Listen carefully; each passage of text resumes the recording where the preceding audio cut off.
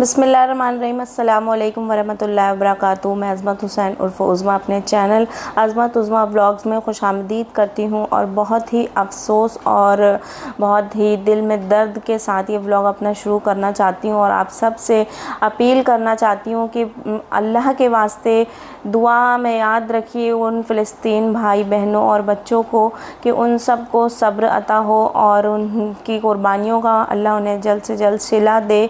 और जितनी भी उनके ऊपर परेशानियां आई हैं, आप सब उनके हक़ में दुआ करिए कि वो परेशानियां जल्द से जल्द दूर हो जाएं, दुश्मनों को उनके सर से जल्द हटा दे परवरदिगार। और प्यारे नबी करीम सल्लल्लाहु अलैहि वसल्लम के सदक़े तोफ़ैल में उन सब के ऊपर से तमाम परेशानियों को जल्द से जल्द दूर कर दे और सब्र दे, जिन्होंने अपने छोटे छोटे मासूम बच्चों को खोया है और अपने घरों को छोड़ करके वो दूसरी तरफ निकल रहे हैं। अल्लाह उन सब को हिम्मत और ताकत अता फ़रमाए। और आप सब वाकिफ़ हैं वहाँ के किस तरह के हालात हैं और क्या उन पर गुज़र रही है, ये शायद ही हम नहीं इसकी इमेजिनेशन भी नहीं कर सकते हैं, क्योंकि हमारे ऊपर तो ज़रा सी तकलीफ़ आती है, थोड़ी सी परेशानी होती है, हम बहुत जल्द उस पर मतलब शोरगुल करने लगते हैं और हाय अल्लाह मचाने लगते हैं। लेकिन वो परेशानी जिनकी जो मतलब अनएक्सपेक्टेड है और अचानक आई उन पर, और मतलब कि किन्हीं कुछ लोगों की वजह से एक मासूम तबका परेशान हो रहा है, तो बस अल्लाह से यही दुआ है कि उन सब बेज़ुबान मासूम लोगों की अल्लाह बस हम सब को महफूज करें, उन सब को जो है हिम्मत ताकत दे और जो शहादत का मुकाम पा चुके हैं उन सब को अल्लाह बस जन्नतुल फिरदौस अता फ़रमाए, आला मकाम दे।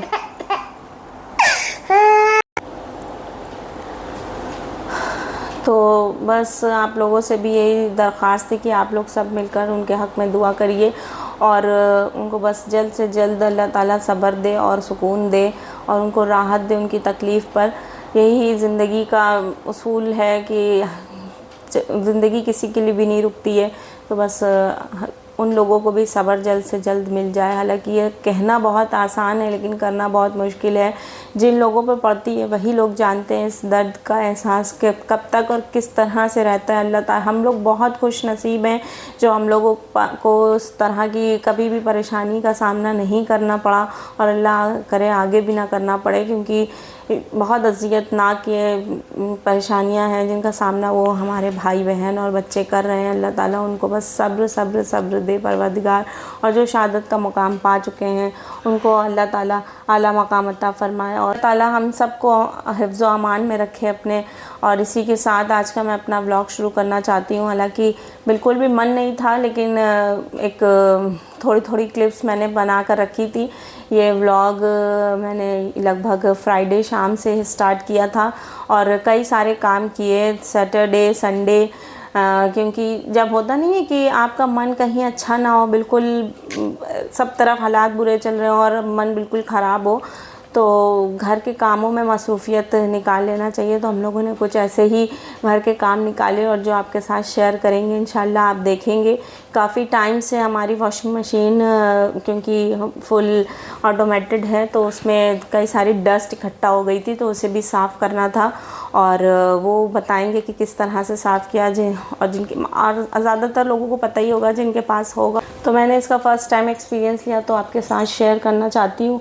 और कुछ होम रेमेडी तैयार की मेरे हस्बैंड ने, और क्योंकि हम लोगों का बेली बहुत ज़्यादा फ़ैट बढ़ गया था, बेली फ़ैट बढ़ गया था, तो इसलिए उन्होंने एक बेली फ़ैट को घटाने के लिए एक होम रेमेडी बनाई है हमारे और अपने लिए और हम दोनों के लिए। और एक होम रेमेडी तैयार की है उन्होंने जिसके लिए मेरे लिए ख़ास तौर से, क्योंकि हसनैन के पैदा होने के बाद मुझे बहुत ज़्यादा ये पैरों की तकलीफ़ हो गई थी और इतनी ज़्यादा हो गई थी कि मतलब वो दिखने लगी थी, दूसरे लोगों को लंगड़ा के चलने लगे थे।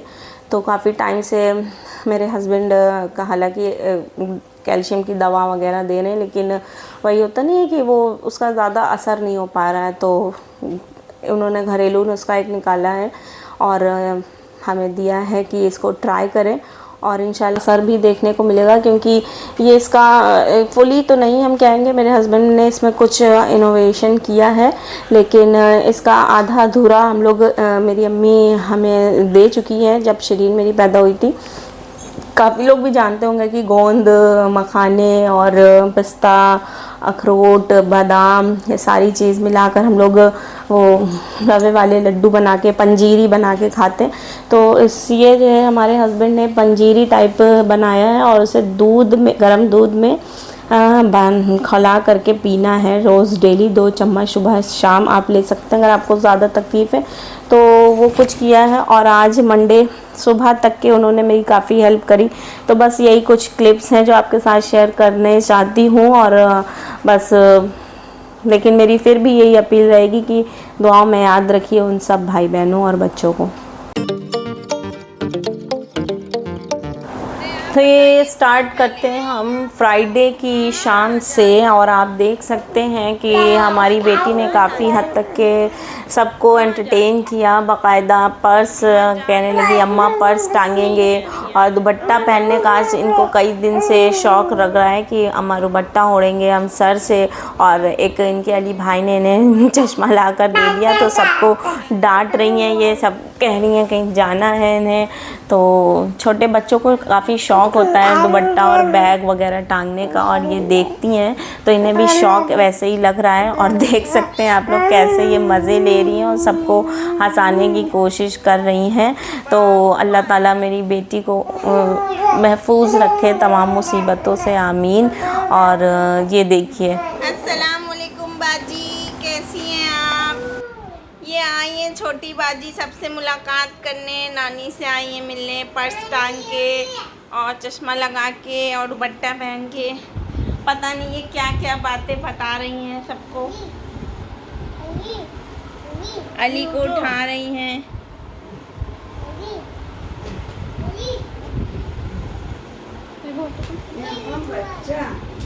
ये देखिए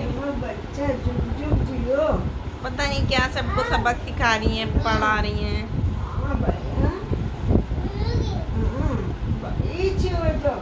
खूब लंबी उम्र हो गई अपनी अम्मी की तरह के पढ़ाने जाओ, लग रही टीचर एकदम। असर है इसके ऊपर। हाँ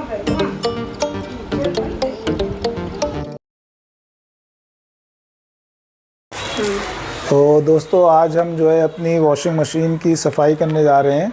और हमारी LG की वर्लपूल की वॉशिंग मशीन है 7.5 kg की। जब से हमने इसको ख़रीदा है तब से अभी तक हमने जो है इसकी सफाई टब की नहीं करी थी। तो इसमें जो है जब कपड़े धोते थे, ख़ास तौर से काले कपड़े जब धोते थे तो उसमें काफ़ी डस्ट और डर्ट जो है मिलके आ जाती थी, तो बहुत ख़राब लगता था। और हम लोगों ने एक्चुअली जो है फ़ोन किया, उसको बुलाया मैकेनिक को और वर्लपूल वाले कंपनी में। तो वो इसकी सर्विसिंग के 500 रुपये मांग रहे थे। और प्लस जो हमने ये परचेज़ करा है, ये आप देख सकते हैं, ये 660 रुपये का दे रहे थे। इसके अंदर 3 पैकेट हैं 100 ग्राम के और इसको हम 3 बार जो है इसको धो सकते हैं, सफाई कर सकते हैं। ये एक तरह का इसको सफाई करने का जो है डिटर्जेंट पाउडर टाइप का है, लेकिन इससे कपड़े नहीं धुलते हैं। तो हमने अमेज़न से इसको मंगाया है और ये हमको पड़ा है 337 रुपये का अमेज़न से। तो आप लोगों से भी हम यही रिक्वेस्ट करते हैं कि अगर आप लोगों के पास भी वर्लपूल या LG की कोई वॉशिंग मशीन हो, इसमें जो है कंपैटिबल होता है और वो आप अमेज़न से या फ्लिपकार्ट से परचेज़ कर सकते हैं। उसमें हमेशा जो है कोई ना कोई सेल चलती रहती है तो सस्ता मिल जाता है।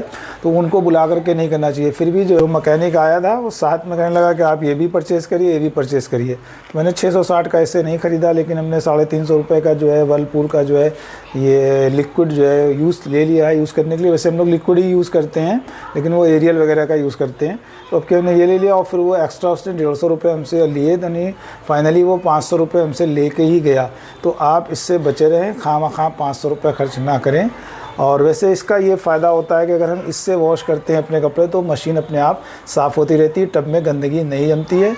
तो इसलिए आज हम इससे साफ़ करेंगे और इसको साफ़ करने का तरीका भी हम आप लोगों को दिखाएंगे।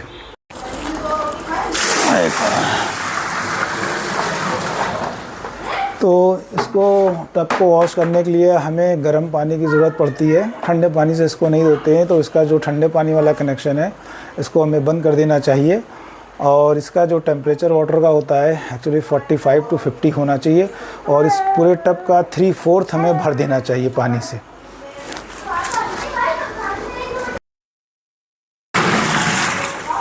अभी पानी और भरेगा इसमें।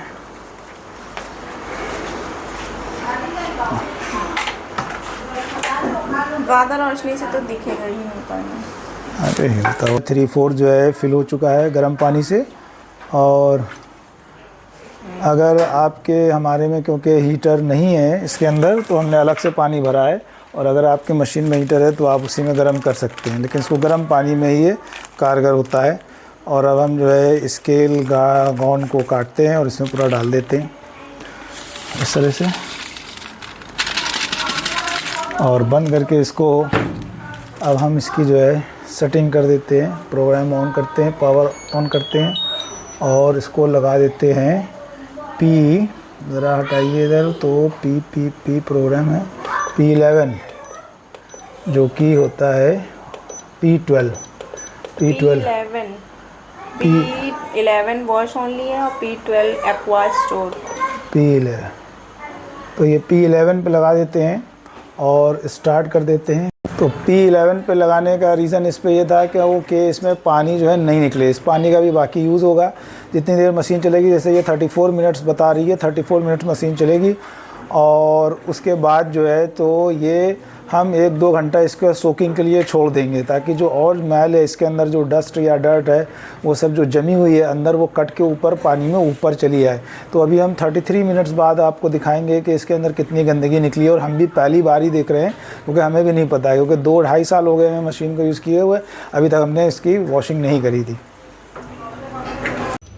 तो ये पानी आप लोगों को जो दिख रहा है ये कैमरा में काफ़ी साफ़ दिख रहा है, लेकिन हकीकत में ये काफ़ी गंदा था। और आप लोग अगर देख सकते हैं तो इसमें बहुत महीन से गर्द गुबार आपको दिख रही होगी। और ये सारी गर्द गुबार जब कपड़ों में निकल आती है तो वो कपड़े साफ़ होते हुए भी गंदे ही दिखते हैं। तो आप यहाँ पर बिल्कुल अच्छे से देख सकते हैं कि इसमें से कितना करकट, मैल, डस्ट निकला है, और अभी पानी के साथ और भी निकल रहा है, आप लोग देखेंगे आगे। और ये बहुत ही कारगर साबित हुआ। और इसके बाद जब मैंने कपड़े धोए हैं ना, तो आप यकीन जानिए इतने साफ देख सकते हैं, देखिए कितनी फ्लुएंटली निकल रहा है इसमें से। और ये सारा डस्ट बहुत जब साफ़ हो गई इसका टब वॉशिंग मशीन का, तो बहुत ही अच्छे कपड़े साफ़ सुथरे धुल रहे हैं। और आप जब डालते हैं ना, जब गंदे होते हैं आपके टब, तो उसके में जो आपके कपड़े रोएदार होते हैं उसमें सारी डस्ट इकट्ठा हो जाती है, तो ऐसा लगता है कि कपड़े साफ़ ही नहीं हुए हैं। तो ये रीज़न था इसको ये ट्रीटमेंट देने का। और मेरे ख़्याल से बहुत अच्छा है कि ये आपका फुली ऑटोमेटेड जो वॉशिंग मशीन होती है ये साफ़ हो जाती है, और आप इसे ज़रूर ट्राई करें। अगर आप वैसे ज़्यादातर लोग ये जानते होंगे, लेकिन मेरी तरह जो अभी रिसेंटली जिन्होंने स्टार्ट किया है यूज़ करना, या कई 2-3 साल से कर रहे हैं, तो ज़रूर देखें। तो यहाँ पर मेरी बेटी लगभग 10-25 ने कारनामा अंजाम दे दिया। हम लोग काम कर रहे थे और वो अपना कारनामा अंजाम दे रही थी। इस समय जो है हसनैन का शरबत पूरा अपने जिस्म में मला, और फिर उसके बाद जब हम नहला खिलाएं तो वो रो रही हैं, फैल ले रही हैं और कह रही हैं मुझे बस टॉवल में लपेट के रखो और कपड़े नहीं पहनना। चलो कपड़े पहनो श्रीन, देखा कह रही नहीं कपड़े पहनो। क्यों? मेरी बेटी को तुम और बस अम्मा के पास आना नहीं है, अब्बा के पास ही अब रहना है इन्हें। और पता नहीं इनका दिमाग खराब हो गया।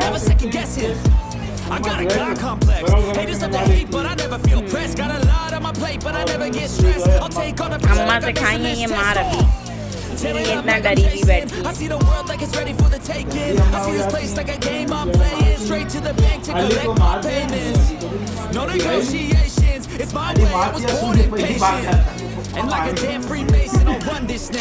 और ये अपनी मस्ती में है चूर। क्या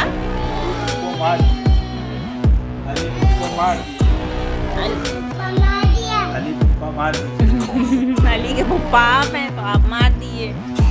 इधर इनको जो है भूत सवार हो गया था, ये अपने अब्बा को भी फुप्पा कहने लगी थी, जैसे कुछ दिन पहले अम्मा को फुआ कह रही थी, वैसे अब अब्बा को अपने फुप्पा कह रही थी। फुप्पू मार दिए, अली फुप्पू मार दिए, अली फुप्पा मार। चलो सबको बाय करो श्रीन, श्रीन बाय बाय। अंदर श्रीन, तो आप लोग देख सकते हैं हमारी बेटी जो है कपड़े पहन चुकी हैं। अम्मा से हो गई है दोस्ती और प्यार मोहब्बत आ गई है। अम्मा के किस्सी कर लिए और ये देखिए शिरीन है रेडी और अब्बा के जा रही है किस्सी करने। अब्बा की किस्सी कर लिए,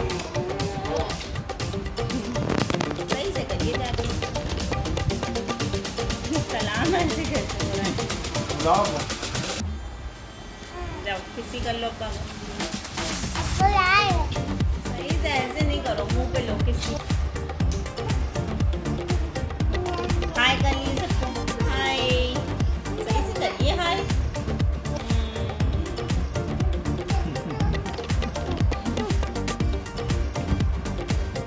हाय बाय कह रही है, बाय। हाय भी हो गया भाई।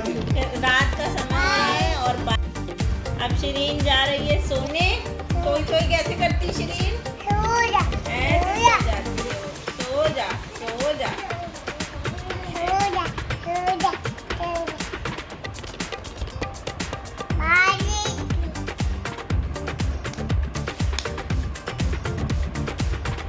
Bye bye.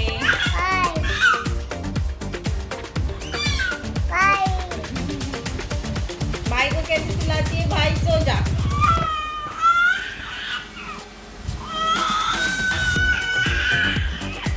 पता नहीं क्या हो रहा है, क्या साउंड क्रिएट कर रहा है। भाई सो जा।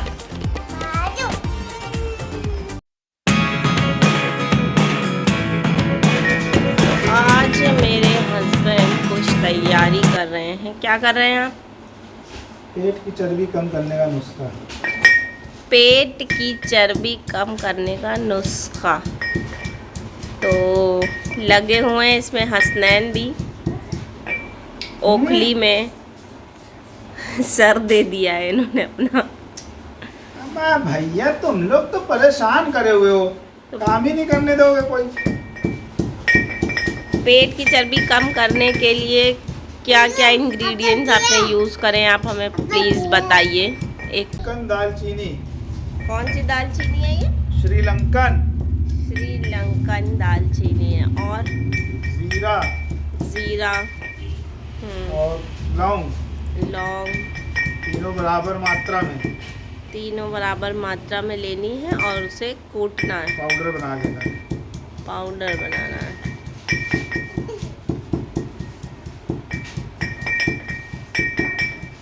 ये इमाम दस्ते में आप इसे पूछ रहे हैं।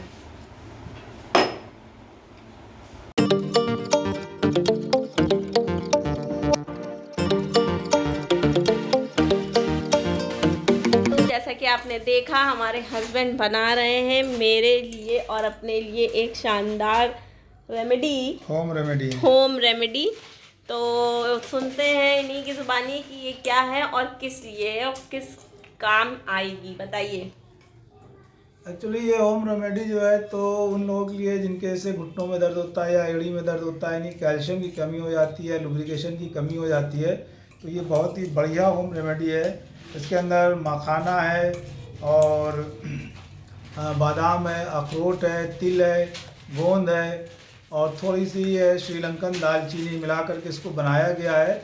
और एक इसका परमानेंट एक यानी कि पर्टिकुलर एक रेशियो होता है, उस रेशियो में सब मिलाया जाता है सामान। तो रेशियो का जिक्र हम नहीं कर रहे हैं, अभी नहीं कर रहे हैं क्योंकि हम पहले इसे खुद पे इस्तेमाल करेंगे और इसके फ़ायदे इंशाल्लाह हम ज़रूर बताएंगे अगर ये हमारे ऊपर ज़रूर काम किया तो। और क्योंकि अच्छे खासे इसमें पैसे लग चुके हैं, लगभग मेरे ख़्याल से 2000 रुपीज़ लग चुके हैं, कि इसलिए हम सोच रहे हैं कि पहले हम इसे खुद पर इस्तेमाल कर लें और इसके फ़ायदे देख लें और तब आपको इंशाल्लाह हम ज़रूर बताएंगे कि ये कितना कारगर है।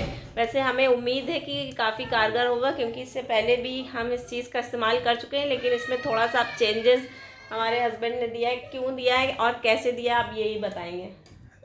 चेंजेस कुछ नहीं है, बस ये हमको पता है, हमने बनाया इनके लिए क्योंकि इनकी दिक्कत हो रही थी काफ़ी घुटनों में, और घुटनों में दर्द था, एड़ियों में दर्द था, तो कैल्शियम की कमज़ोरी को बिल्कुल ख़त्म कर देता है और जो लुब्रिकेशन की कमी आती है उसको भी ये ख़त्म कर देता है।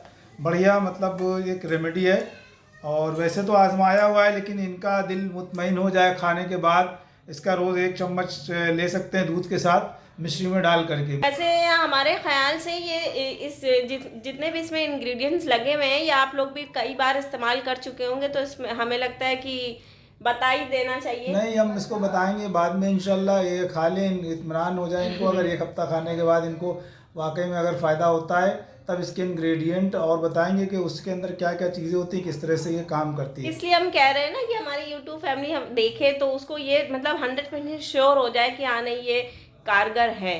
वो असल में इसमें इसको सबको पाउडर बना लिया गया है, सारी चीज़ों का जितने भी इंग्रेडिएंट है पाउडर है, इस तरह का ये पाउडर बना हुआ है। और बस हम यही चाहते हैं कि इनको फ़ायदा हो जाए और अगर इससे और लोग भी फ़ायदा उठाएं। तो कहने का मतलब ये कि इसमें काफ़ी मेहनत हम लोग ने अभी करी है दोनों ने, और इंशाल्लाह कल से हम लोग इसे क्या यूज़ में लेके आएंगे, खाएंगे। नहीं, और आज रात से ही इनका यूज़ करवा देंगे। रात को भी ले 1 चम्मच और 1 चम्मच सुबह।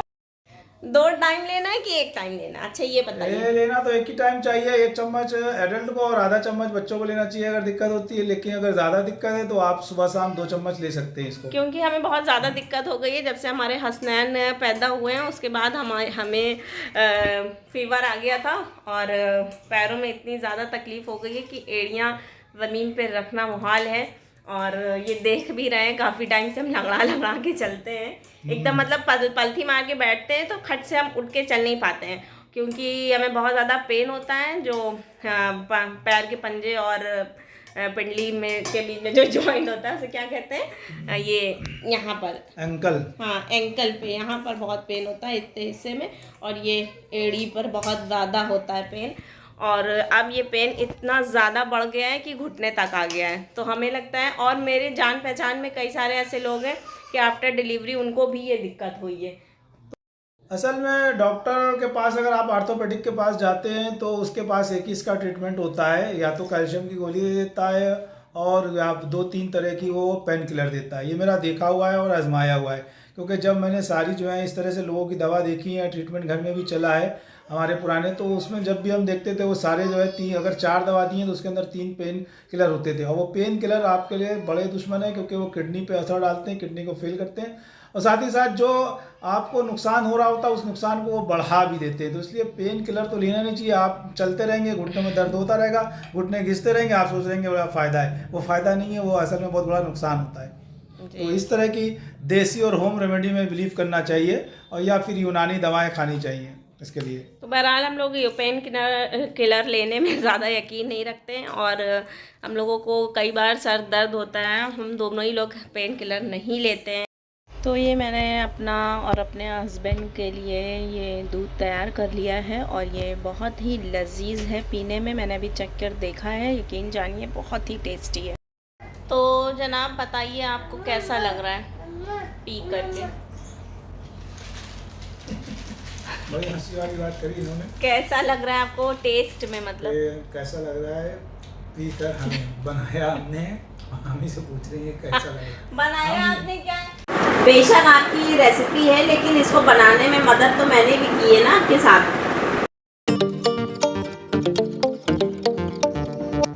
तो बताइए आज किस चीज़ की आप तैयारी कर रहे हैं? टमाटर की चटनी। टमाटर की चटनी क्यों खाएंगे आप, बताइए?